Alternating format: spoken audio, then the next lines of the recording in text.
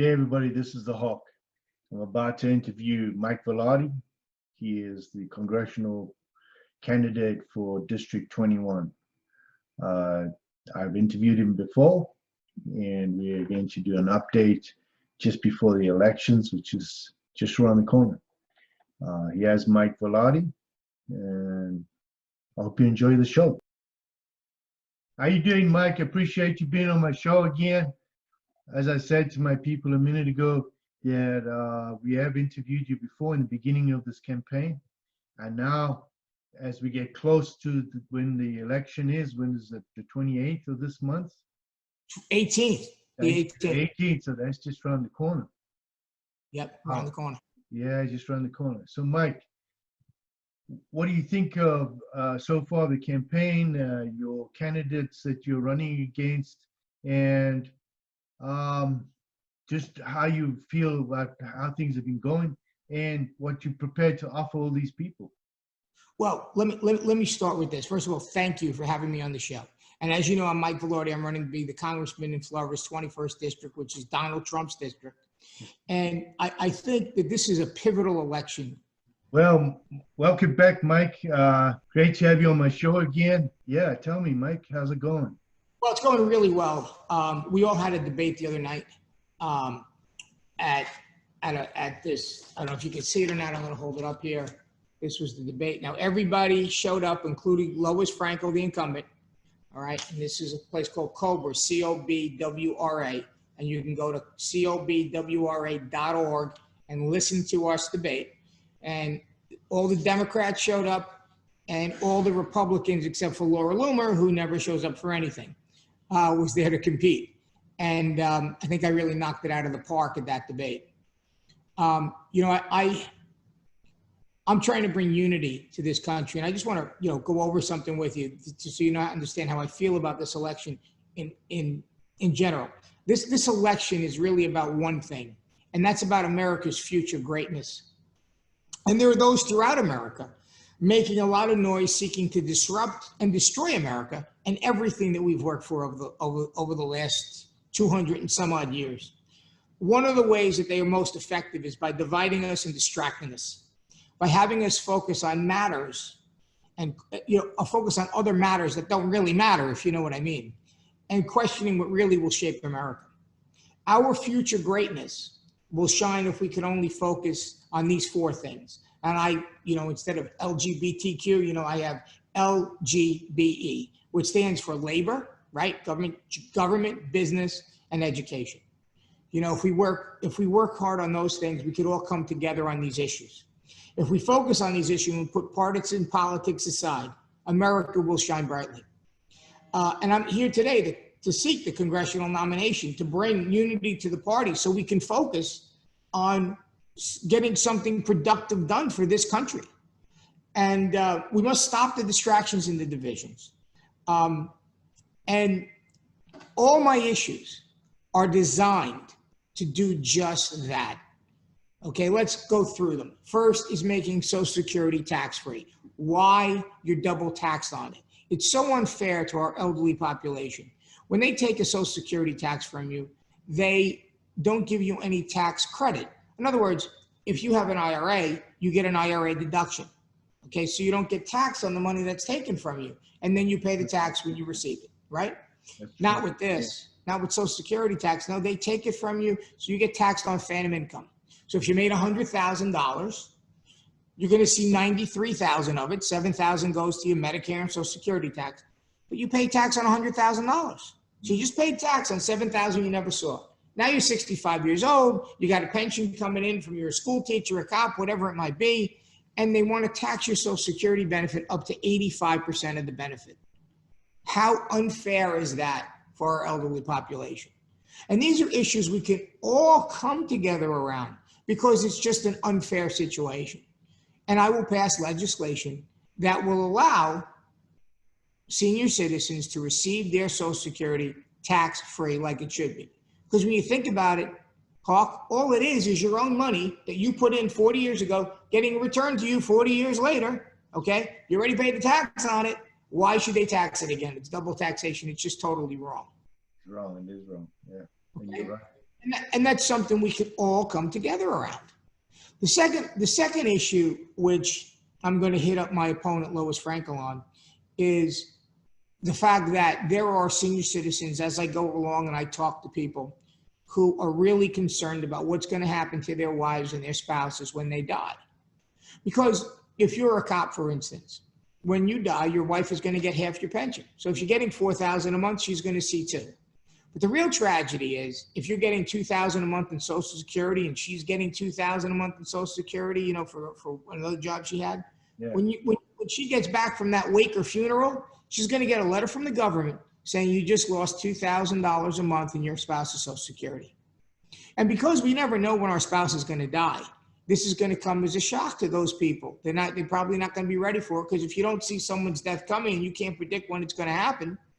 So I'm going to propose legislation that'll allow this surviving spouse to keep both benefits for a period up to 24 months. Now, and here's how that would work for 24 months. Just your Social Security benefit is based on what you put into it over your lifetime. And if you put in, let's say, $200,000, they're going to take that number, divide it by 10, and you're going to see a $20,000 benefit every year. So if you receive it when you're 65, it's your money coming back to you until you're 75. Mm-hmm. Then after you're 75, it's someone else's money, right? Yeah. So if your spouse happens to die within that 10-year period, you're going to get to keep their benefit for up to 24 months. If they die after that 10-year benefit, okay, let's say your spouse lives to be 85, you're going to get to keep the benefit for 1 year or 12 months. And this is not going to cost the government a lot of money, because first of all, if you die within the 10 years, it's your money coming back to you. Yeah. And secondly, there's going to be a fee for it. It's going to be minimal, $25 a month from each spouse, okay? So the first couple of months of the benefit is really the money that you paid as a fee. Yeah. So the government's going to pick up a very small portion of it. But here's what it's going to do.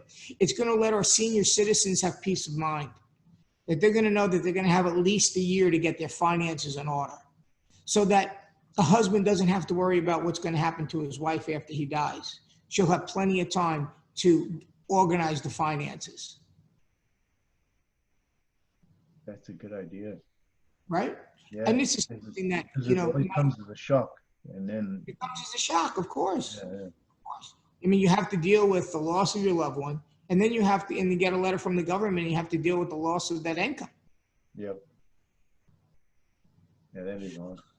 So my entire platform is based on unifying people around common ideals. And I don't care if you're a Democrat or a Republican, it's going to be hard for you to disagree with anything in my platform. Okay. Now, what else is in my platform? Well, term limits for one. I mean, we see terrible corruption in Washington. These people, they stay forever and ever and ever. Yeah. I mean, that the reason they limited presidential terms is because they saw what FDR, it wasn't meant to be. George Washington didn't want to be a king. That's why he didn't run for a third term.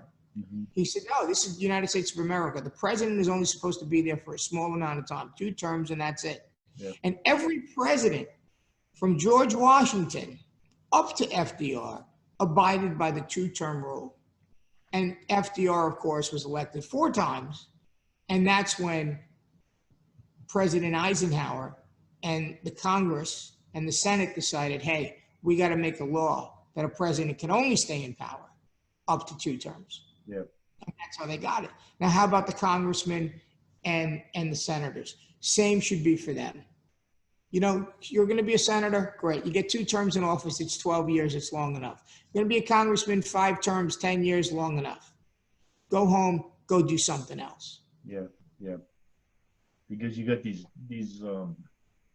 people like Feinstein, Waters, yes, Pelosi. They've been in there 20, 30 years now. Oh, 20, exactly. And they just keep getting reelected and reelected. And even on the other side with McConnell and some of the Republicans that have been there a long, long time too. I mean, it's something that it's not partisan. It's just it shouldn't be. Yeah, and the problem is that they get more and more entrenched into the swamp, and yes, they enter the government making 125,000 a year and leave as millionaires and billionaires? You explain that to me. Right. No. And that's why that's the only thing that's going to stop the corruption is limiting the time that they can spend in office. Mm-hmm. And so that's on my platform. The next thing is unemployment compensation. Now you got to realize my expertise is taxes. I own a tax company, Winning Tax Solutions. And if you go to my website, winningtaxsolutions.com, you'll see a lot of testimonials about people that I've helped, with IRS issues. That's what I do for a living. So I'm very familiar with the IRS and, of course, taxes.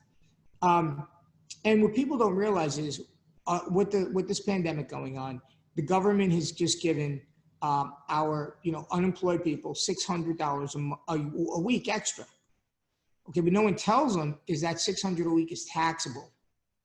So they're taking that money, they're going to spend it, they're going to pay the bills. And in a couple of months, the IRS is going to come calling. They're going to say, hey, you owe us $3,000. You owe us $2,000. If you don't pay us that money, we're going to seize your bank account. We're going to make you poor again. Okay? So this to me is a waste of time, everybody's time, because the IRS is going to be going after people that truly can't afford to pay. So we're wasting the IRS's time by going after these people. And we put them in a position where they're indebted to the IRS now because they lost their job. Mm-hmm.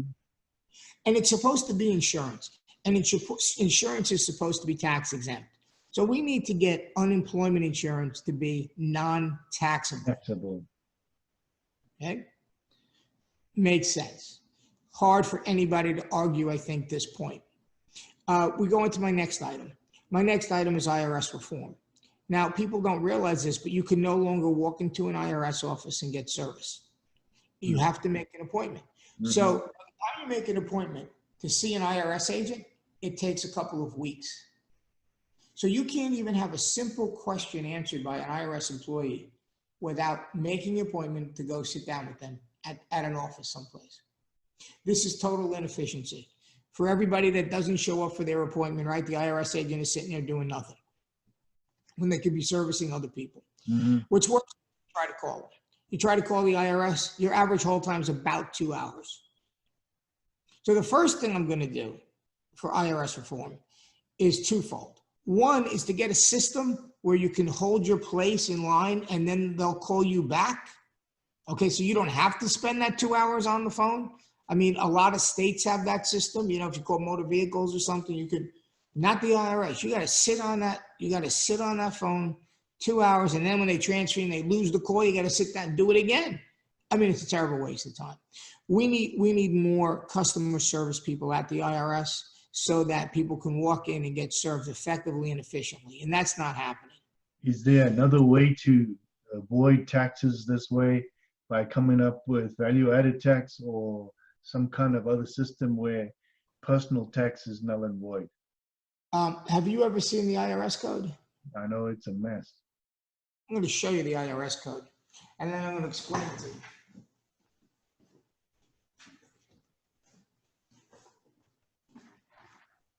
This is the entire IRS code.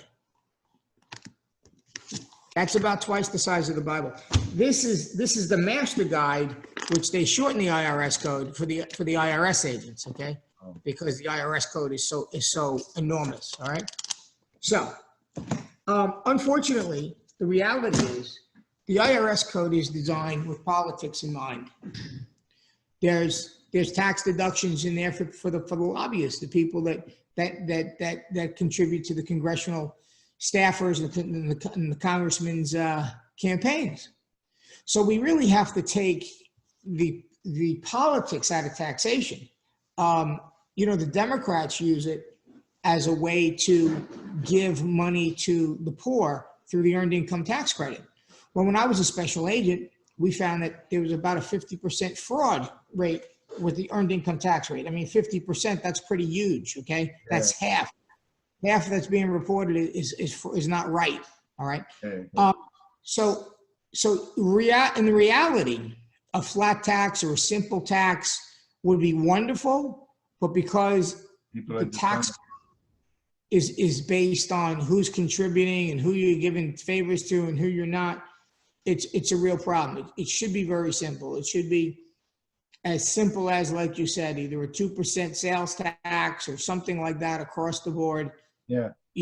Actually, a sales tax is better than an income tax, because every time you buy something, right, you would have the choice then to keep your, to keep your money or spend it, whatever, but it would just work a little bit better. I don't think we're going to see it happen because of the politics involved with taxation. Yeah. And that's really part of the problem. When you tell me which any one person that could go through and know this entire thing. Yeah, exactly. Okay, it's impossible, absolutely impossible. And every year it changes. Every year it changes. I mean, we should have a very simple system that works, and we have instead one of the most complex systems in the world. Mm-hmm. I just had an appeal the other day. We're fighting back and forth for certain elections, and I ended up winning in the appeal. But the IRS agent we had initially, and that's why we had to appeal, it was very stubborn and obstinate. He did not want to give us what was rightfully ours. And so I had to appeal and go through the appeals process. This case took 2 years to resolve, 2 years. Okay? Over something that's really should be a very simple issue. Yeah. Okay? So the complexity is ridiculous. So it needs to be reformed. It does need to be changed. And that's part of what I'm going to do when I get to Washington.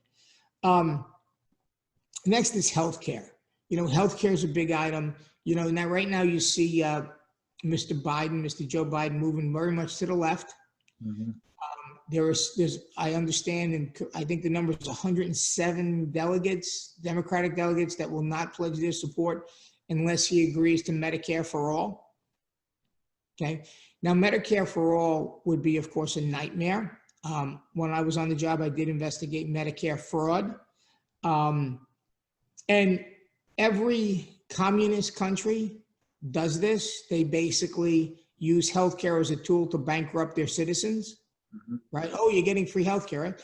When I was investigating Russian organized crime, when they were stealing the gas tax in New York, and I arrested one of the people involved, during the arrest process, I asked them, is there anything you like more about Russia than America?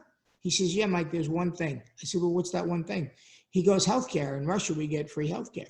I said, yeah, but you got to wait online for 8 hours to get a loaf of bread. That's the price you pay, but you don't see it because they say it's free. Okay, but it's really not free because they up the tax rates to 75, 80% and bankrupt everybody. Yeah. So my healthcare plan gives affordable healthcare, which is what you want. You want something that people could afford.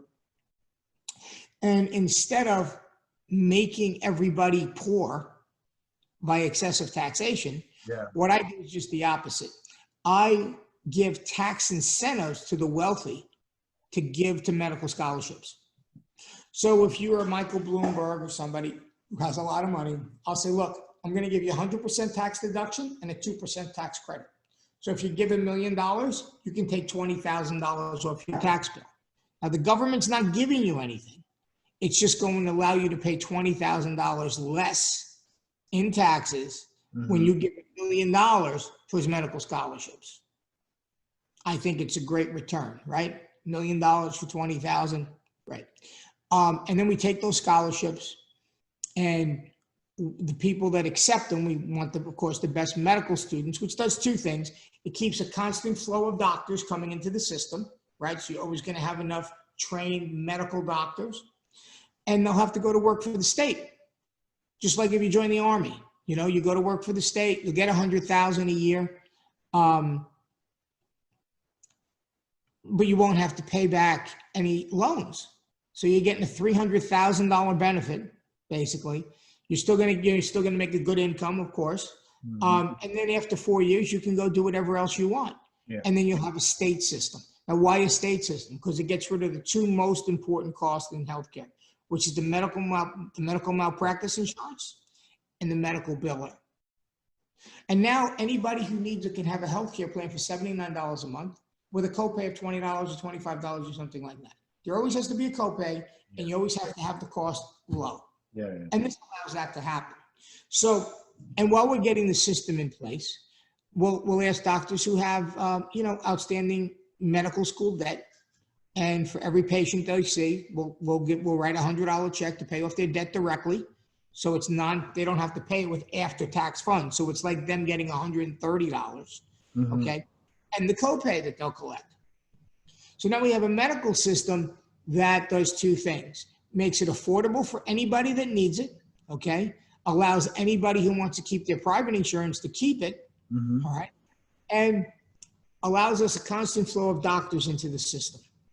That's what we need. And that's what we need.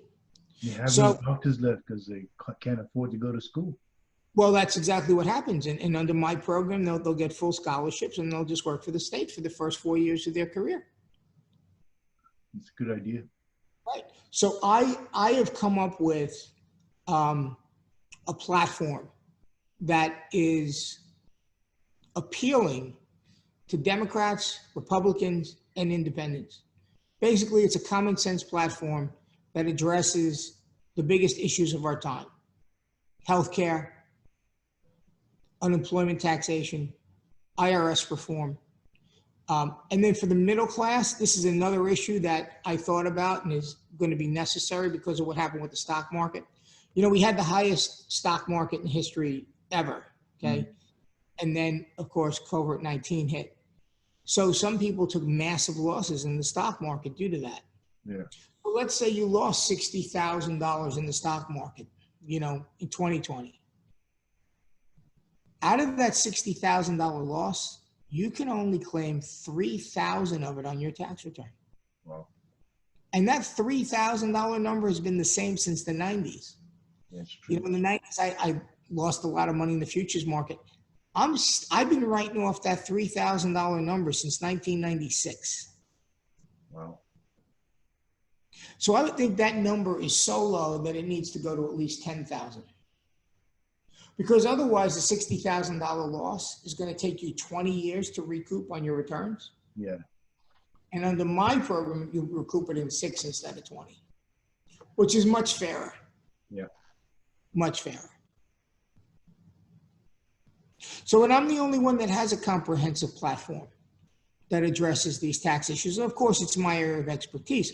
Other people will focus on other things, you know, depending on their area of expertise. So it depends, you know, who you want in there for what they're going to do for you, you know. But I clearly think that I offer the most to everybody. What was the response from the Democrats during the debate? Well, that was interesting. They asked us two questions. One, they asked us about gun control. And of course, you know, Lois Franco wants to ban everything. And I pointed out the fact that me being a retired federal law enforcement officer and someone that, you know, did dignitary protection with the United States Secret Service, if there's a school shooting, I can't go into the school with my gun. I become a felon. So I said, I said, that's the real issue, isn't it? That we're going to have these gun-free zones where you advertise that no one's going to be there with a gun. And you're going to have every lunatic in the world who's going to want to come and kill your children. And then when somebody like myself is going to step up to protect them, okay, I become the felon. I'm the bad guy. Yep. Does that make any sense to anybody? No. So I thought I hit that one out of the park, you know, because gun control simply won't work. You can't take away the rights of millions upon millions of people, okay, because there's 100 lunatics. Yeah. Okay, what you got to do is you have to have a more effective way to deal with those 100 lunatics and letting them know that there'll be trained people who will respond. I mean, that's the other thing. I'm very big on supporting our police, giving them the training they need, the use of the FATS machine, which is a judgment machine, you know, where they could go for training, let's say every month instead of now, maybe they get it once a year. And then, you know, the local cops here, I was just on the phone with one of them. Their machine is old, antiquated, and the scenarios are all the same. So they know exactly, after you go through it a couple of times, what's going to happen. They need modern machines that have the ability to change scenarios to keep these guys sharp. Sharp. And training makes a big, big difference. I got to tell you, I mean, after 9/11, I remember we all got air marshal training. And that was an eye-opener for me. Had I been on the plane before having that training, I would have responded differently. You know, And so training in law enforcement, I think, is very, very important. Do you And think, you have, on that subject, do you think that, concealed weapons licenses for people that need gun licenses, do you think that they need to go, instead of doing a small 1 day or half a day CC course, but do a 40-hour intensive training over a long period of time before they can get a license, so they're actually efficient in what they're learning? Because many of these civilians are going in there, they'll do a quick classroom on a concealed weapons license, they'll go into the shooting range, shoot some rounds off, and they hand him a license. Now he's carrying a weapon. It's a great responsibility. You can't just pull the weapon out for any situation. So that could be a better solution to, maybe not 40 hours, maybe 20 hours, but something a little better than what we have. well, yeah, they could be better training there. That's true. But there hasn't been, at least in Florida, I haven't read about many civilians with concealed carry permits where they're shooting people when they shouldn't be. Yeah. That hasn't happened, though, at least I certainly haven't read about it. Yeah. Is Florida like an open carry, or is it Well, it's a concealed carry. I mean, you could also open carry if you have a license for it. I never recommend open carry.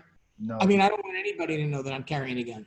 Yeah. Then you're going to be the first person they take out. Mm-hmm. So I carry so concealed that nobody knows that I have a firearm on me. Mm-hmm. And that, I think, is the only way to carry, to truly defend yourself. Yeah. Because you don't want your opponent, to know that you're armed. Yeah.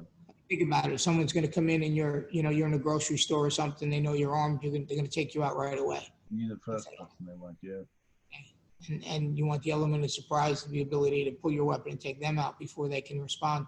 Yeah. So, I think the real issues are in these states like New York, where you can't even get a carry permit to go to the range.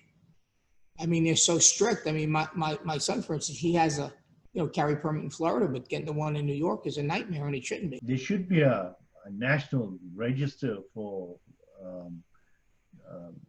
I wouldn't say well. There is a national register. Well, what I mean is like a universal license for all states. Well, the federal government for federal agents has what's called HR 218. That's House Resolution 218. That was passed right after 9/11, where President Bush wanted federal agents who retire to qualify to carry in every state. And you get a qualification card. You have to go to the range once a year, shoot, and you have to spend a couple hours going through videos and training. And it's a pretty good program. And there's a lot of states that will have reciprocal licenses.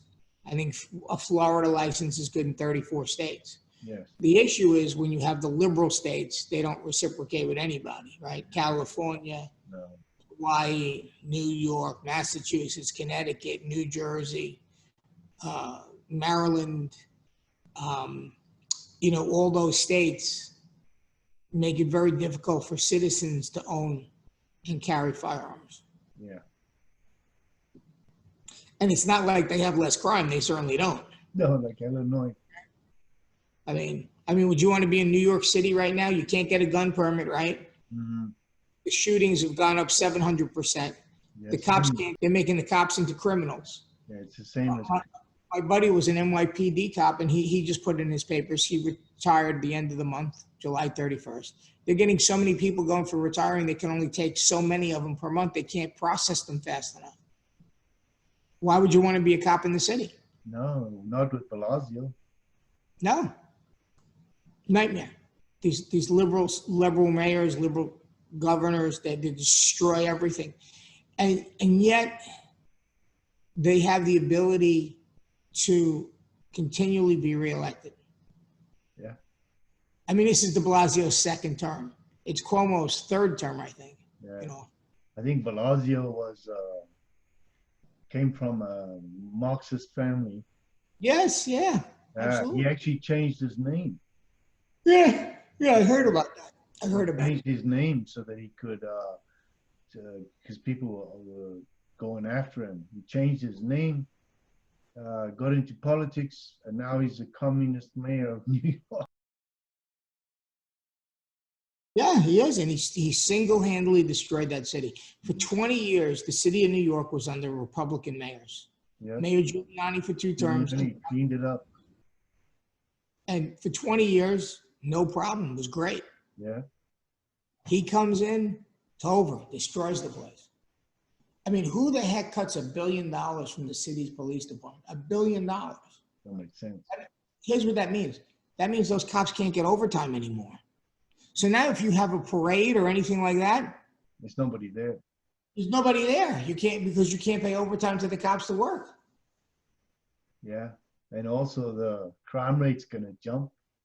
Oh, it has Yeah. skyrocketed. 'Cause Skyrocket. What was the policy that Giuliani had? It was called broken glass. It's called Well, the broken glass syndrome or the broken glass law, where if you did a petty crime, they arrested you. Yeah. The small crimes always led to a bigger crime. So the more that they arrested all the small crimes, the crime just dropped overnight. It dropped. And then they had stop and frisk. Yes. And that was a very effective policy. That's still law, right? No, they stopped the stop and frisk. They stopped the stop and frisk. Matter of fact, Bloomberg apologized for it, okay, which I thought was a ridiculous thing to do, okay? I mean, because they said it targeted minorities. Well, listen, here's the bottom line. You're going to go after the people that look the most suspicious, whoever they might be. I mean, you know, it's like saying you're going to target Muslim men going onto an airplane. Well, if they're the ones that are going to blow up the airplane and cause it to crash, those are the ones you're going to look at. Mm-hmm. You're not going to look at an 95-year-old grandmother who's been Catholic all her life. Yeah. Doesn't fit the mold, you know? Yeah. So I mean, this leftist thinking is truly frightening. Yeah. It's truly frightening. You know, communism has never worked in one place. You want to know something I found out? Karl Marx, Mhm. the granddaddy of the communist. Total failure. Yeah, he is actually Rothschild's direct cousin. Wow. Yep. So And a what total failure in life. What does that tell you? That was the whole thing. Was a whole set. The whole thing was a setup. Yeah, because they're gonna control the world no matter what. And look at somebody like Bernie Sanders. Mm-hmm. You know what Bernie Sanders has accomplished as a senator? Nothing. He named 2 post offices and did one other ridiculously small thing. And he lived on welfare for 40 years before that. Exactly. He's a do-nothing Democrat. If any, he's an independent. But this guy's never done a thing. No. Hillary Clinton even came out against him very hard. Yeah.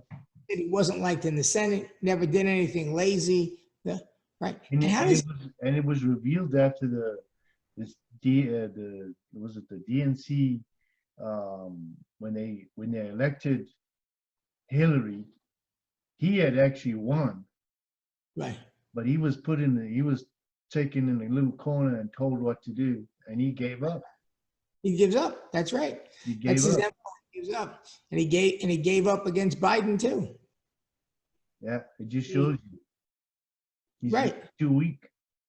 Very weak. Exactly. Very weak. The whole thing's crooked. And if anybody's going to believe Biden right now, they need their head read too, because old boy can't remember where he is most of the time.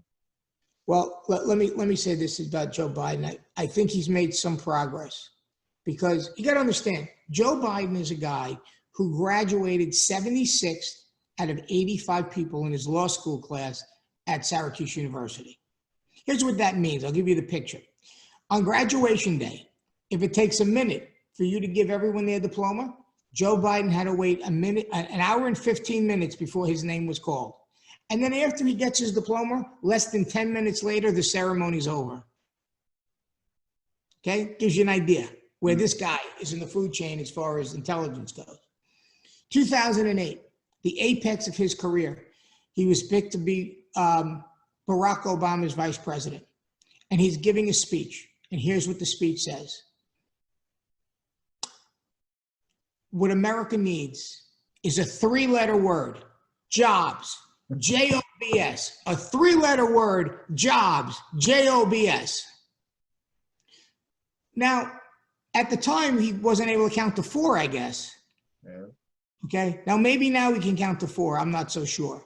Okay. The point is, this guy was never bright. He was never a strong candidate. He never got one delegate in his prior, I think he ran for president 2 or 3 times before this. Mm-hmm. Not one time did he win any delegates at all. This was the first time. And he wasn't doing very well until that black congressman helped him in South Carolina. And then everybody was told to fold their tents and get behind him after he won South Carolina. And that's exactly what they did. Okay, they call it the Biden miracle, right? Yeah. But this guy does not get along well with people. He doesn't relate to people. Mm-hmm. Now, at one of his events, he calls one of his supporters a lying dog-faced pony soldier. Do you remember that? Yes, I saw the video. People that are going to support you. This is not the other party. These are people that are supporting you, and you call her a liar in front of everybody? And then the rumors about Creepy Joe. Yeah, well, you could say, I mean, who kisses their 9-year-old granddaughter on the lips? I mean, that's something's not right. And there's lots of video over and over where he's creeping up to people and kissing them on the neck and talking to them and kissing them in the ear. He fingered that girl that worked for him in the Capitol building. He held her head against the wall and fingered her under her skirt. She files a complaint. Her mother goes on Larry King Live, and now you don't hear about it anymore. Did they pay her off? I don't know what they did. They must have done something.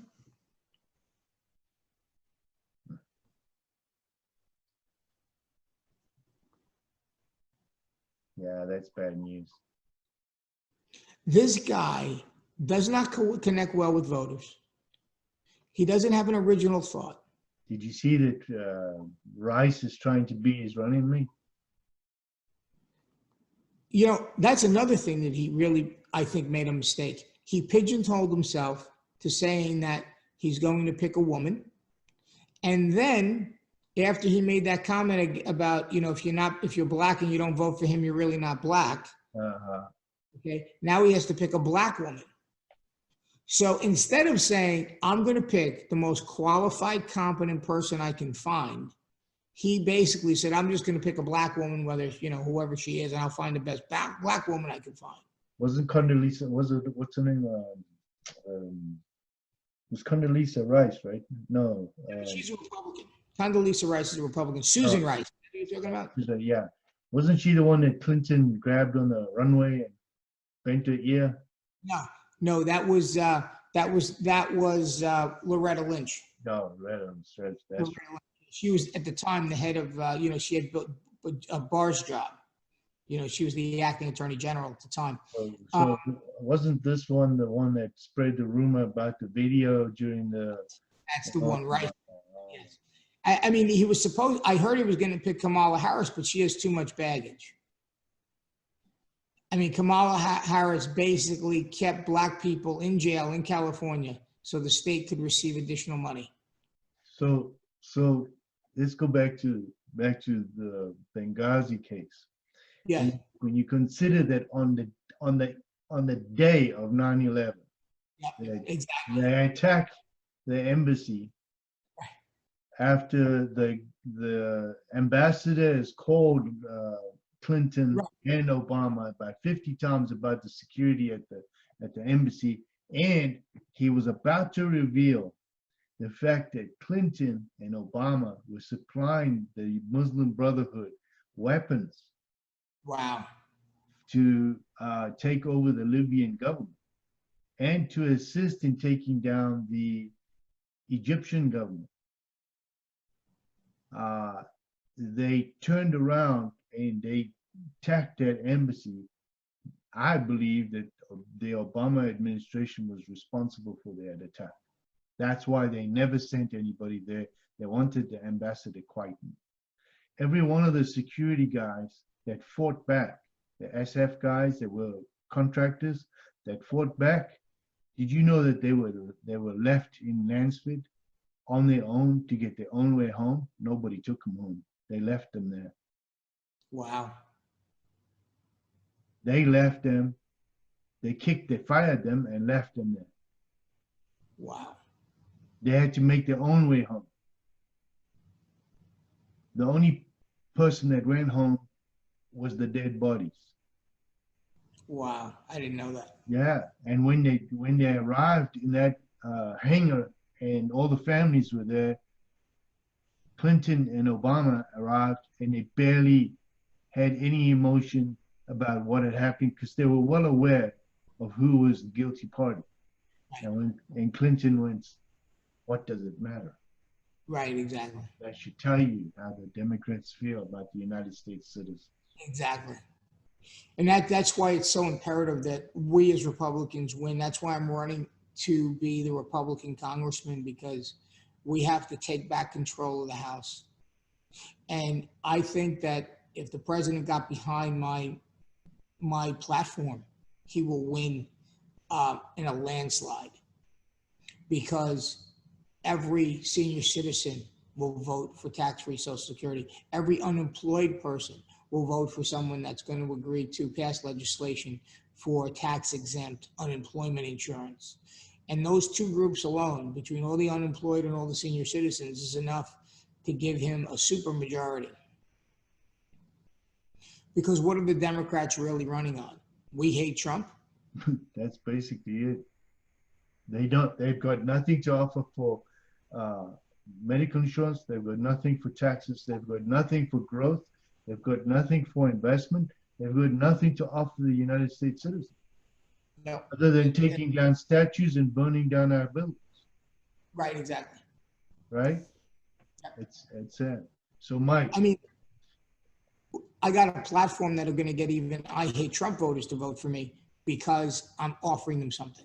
I'm going to put money in your pocket. I'm going to make your life better.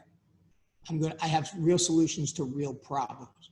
And I think if you interviewed all of us, and I think you've had the chance to talk to most of us, you'll find that I have the most extensive platform with the ideas that are going to give, money to the people that's rightfully theirs.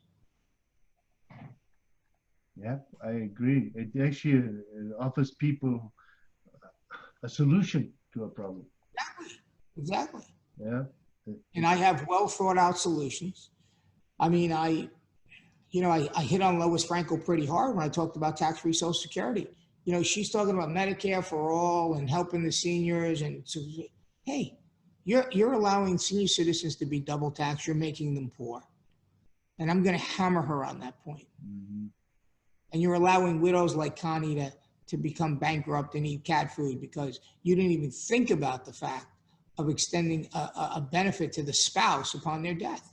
That never even crossed her mind. Mm-hmm. So I can see, if I win this primary, how I can beat Frank. Because when people hear the issue, it's going to be hard for them to say, yeah, let's return her another 2 years. Mm-hmm. She'll do nothing for us. Let's give this guy Vilardi a try. So why, I know this is a contentious issue, but why these people, why is other candidates being endorsed by liberal newspapers? Just because, just what you said. The reason Christian Acosta got the endorsement of the two liberalist newspapers is because they feel that he'd be the easiest, he'd be an easy target for Frank, because he's moderate, more to the center, middle of the road, whatever, more so maybe than I am, doesn't have the specific issues like I do. Mm-hmm. I'd be very tough for Frankel to beat, very tough, because I'm going to hammer on her record what she didn't do, what she could have done, and what I will do to make a difference in people's lives. So, I mean, listen, I interviewed with the Palm Beach Post for 30 minutes. I went through everything. They couldn't say anything bad about me, nothing. When the article came out, they endorsed Christian, right? And then they mentioned Mike Vilardi, age 60. That was it. Same thing for Liz, same thing for our names and our ages. That's all they put. Why? because they're interested in keeping a liberal in Congress. They have a vested interest in making sure the Democrat wins this election again. And if they get a fireball like myself, they realize they're going to have a problem. Okay. I smoked her in that debate on that Cobra thing, and I will smoke her each and every time I come up against her. So Mike, can you do me a favor? Can you send me a list of your points, your bullet points? Yeah, and of I'll course. put them in the description below the video, and people can go there and read them. Yeah, absolutely. I mean, and I will. I mean, I have, that's like my platform, but I'll send these to you. Yeah, So just send it to me on digits, and I'll put it in the description. People can watch while they're watching the video. They can read them as well afterwards and see what's good and how they feel about it. Yeah, because look, well, my background is a federal law enforcement officer. I mean, I was on the Joint Terrorism Task Force. I was on the El Dorado Drug Task Force. I worked with the United States Secret Service protecting dignitaries. I went after the Russians, organized crime guys. I did a lot of organized crime work. And as an IRS enrolled agent, I fight the IRS every day and have for the last 8 years. I'm the fighter that Palm Beach County needs in office, to fight for them, to fight for the senior citizens, to fight for the unemployed, to fight for the middle class. There's nobody that's going to fight like me. No one has my background. No one has my experience. And, for 30 years, I've been fighting either the IRS or criminals. Okay? It's a long time. And I have a well thought out platform to help people, to bring unity, not division, to make things better and not worse. Thank you, Mike. I appreciate you being on the show. Good luck on the 17th. 18th. Oh, sorry, I keep saying 17th. I wonder why. We start early voting tomorrow. I mean, listen, if anybody wants to support me, please, I can use your help. And that's Vilardi 2020, VILARDI 2020.com, www.vilardi2020.com. We appreciate your financial support. If you want to help with the campaign, we'd love to have you on board, doing some door knocking, making some phone calls, because in all honesty, I will do an amazing job for the people of this county. So one last point, Mike. What did you think about Trump's hint towards canceling the elections due to corruption? Yeah, it won't work. No. They're gonna see it as tyranny, and they're gonna see it as him. It won't work. Listen, Biden is not a strong candidate. No. I think the Democrats are doing everything possible to keep the economy down, blame the president.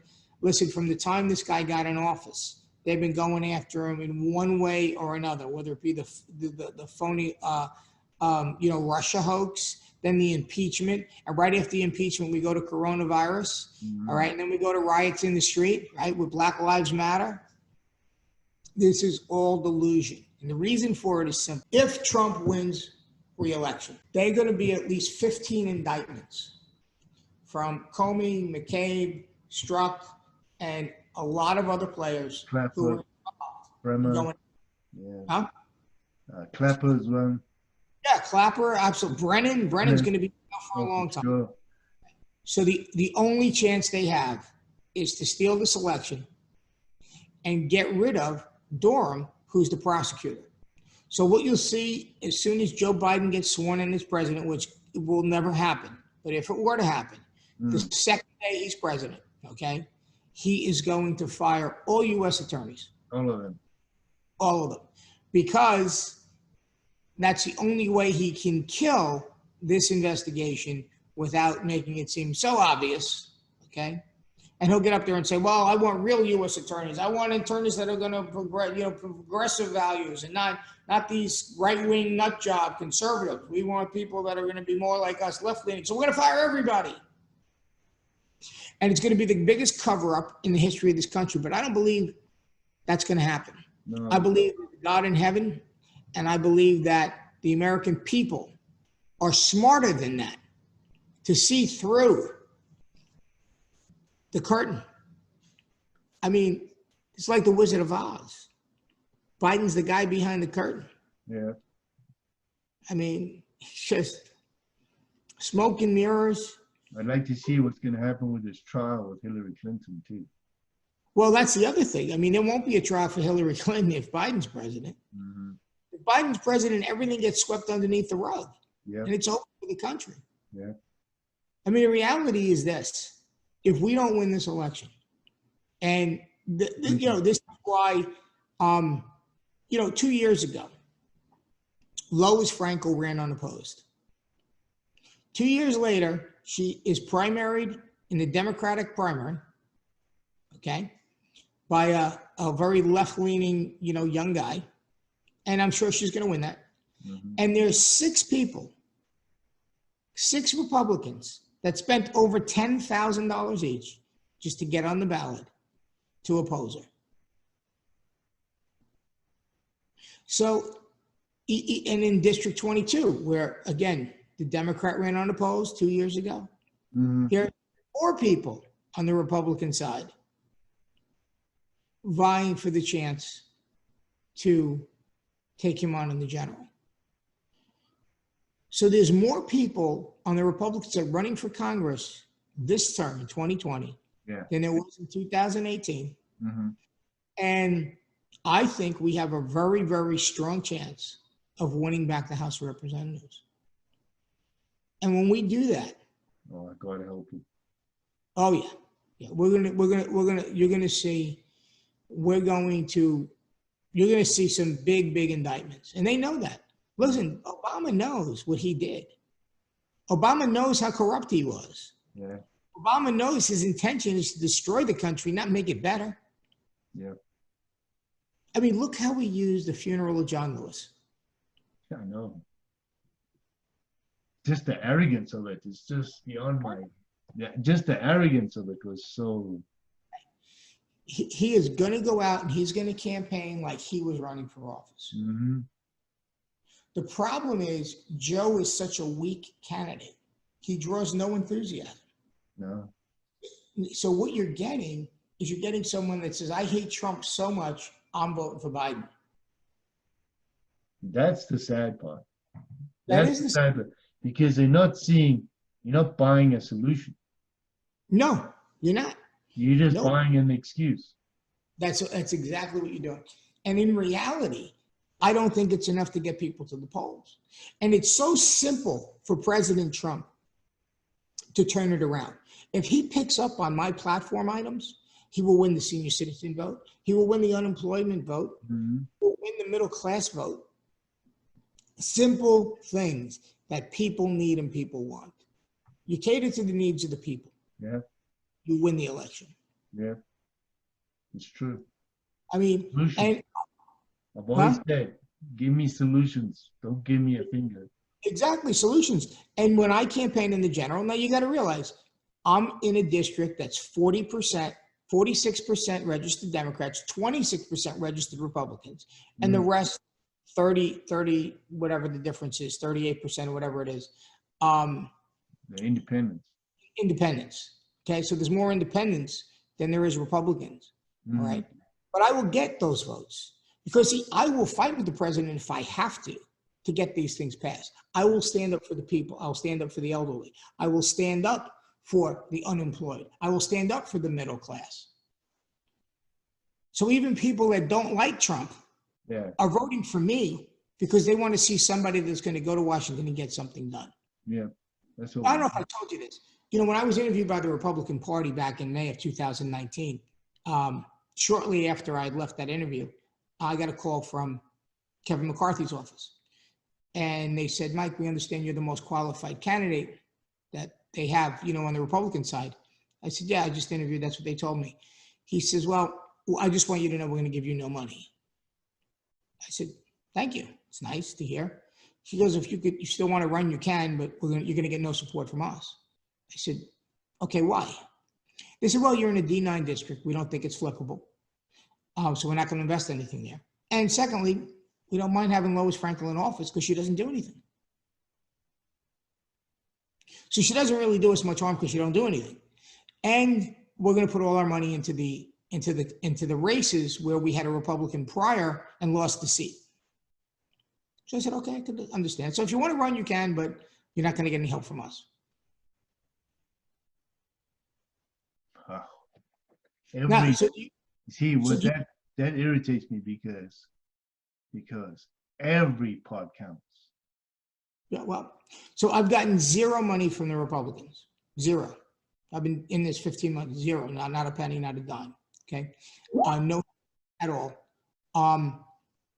But, you know, I firmly believe that when I bring that to the voters, you want to vote for the Democrat that the Republicans want to keep there? Or do you want to vote for Michael Vilardi, who's going to fight for you as the senior citizen, fight for you as the unemployed, fight for you as the middle-class person? And I will engage the president if I have to, because what I'm standing for is right. You shouldn't be double taxed on your Social Security. You shouldn't allow the government to make you poor. Sure. You shouldn't be, as an unemployed person, have to worry about the IRS seizing your bank account because you lost your job. It's supposed to be insurance. So if you want somebody that's going to fight for you, I don't care if you're Democrat or Republican, you're voting for Mike Vilardi. What do you think of property tax? Well, yeah, I mean, they're getting out of control. I mean, it happened to me in New York. I went from when I moved into my. I've always had this thing about property tax. If you pay your house off, Right. you shouldn't be paying any property tax after that. Right, exactly. Because right. otherwise you never own your house. No, you're right. I mean, or you should have something like Proposition, I don't know, whatever it was in California, where they limited to 2% of what you pay for the house. Yeah. So if you pay $100,000 for the house, you can't pay more than $2,000 a year. No. So you know property tax. This is what I'm thinking. You say you buy a house for $200,000. They figure out what the taxes say. It's 10% on that house. Right. So you owe them $20,000 in property tax, right? Or whatever it is, $40,000, whatever it is. You pay that off over the next 30 years that you're paying that house. Now your house is paid off 15 years, whatever. You paid the house, that's all done now. Your property tax is paid off. You an old guy, you're sitting back there now. They come and they say, hey, you haven't paid taxes for your house for 10 years. We're taking the house. We're going to auction it to our buddy on the street tomorrow. Yeah, I know. It's terrible. Yeah, you can't. That's just daylight robbery. So that means that you will never own your house. So my question is, that needs to change. I agree with you 100%. That totally needs to change. It does, but it's not a federal issue. It's a local issue. It's a local issue, and I agree. So it should be a national idea. And you know, should you sell the house, then that guy's going to pay property tax. Right. No, it's the reason for the skyrocketing homelessness in America. That's the truth. Because it makes housing totally unaffordable. Unaffordable. Yeah, totally unaffordable. And it's really criminal. I remember, like I said, I bought my house in 1993. And by the time I got out of the house in 2012, my property taxes had more than tripled. Yeah, it's ridiculous. It's ridiculous. Yeah, where's the money going? The problem is I want to know where's the money going. Does it go in the mayor's pocket? No, it's going to the school teachers. I mean, the school teachers, the school teachers have a very strong union, especially in New York, and they have tremendous pension plans. And it goes to the pension plans. And they retire and they do very, very well. They leave on $100,000 pensions. So that's where it's going. The problem is, you know, that has to be somewhat negated because it's just too much. It's too unfair for the taxpayer, especially if you have no longer have children in school and you're older. Yeah, if your kids are gone, why are you paying for school fees? Right, exactly. No, that's something that definitely has to be changed. I agree with you, but it's not a federal issue. It's certainly a local issue, but it's a nightmare. It's why so many New Yorkers and people from the Northeast come to Florida. Because all the taxes are lower. Property taxes here are a fraction of what they are in New York. Yes, yeah. And then there's no income tax.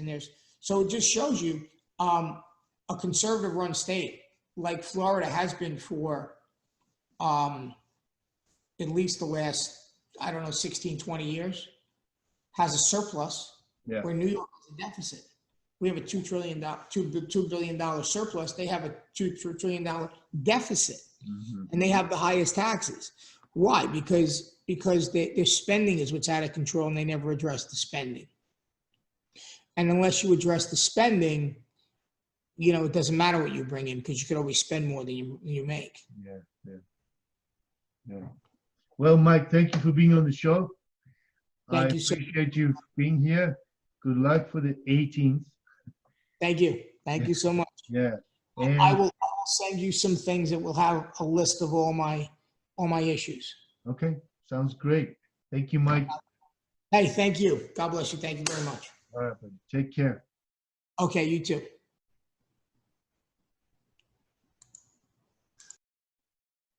Well, that was Mike Vilardi. Appreciate you guys watching the show. I hope you enjoyed that.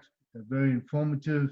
He has some great ideas on tax reform and keeping your money. A strong candidate for the District 21 in Palm Beach. I will put his information and his ideas in the description below. And I wish him luck on the 18th. And thanks very much for watching. And please subscribe, please share, please like, and see you in the next one. This is the Hawk. I'm out of here. Take care.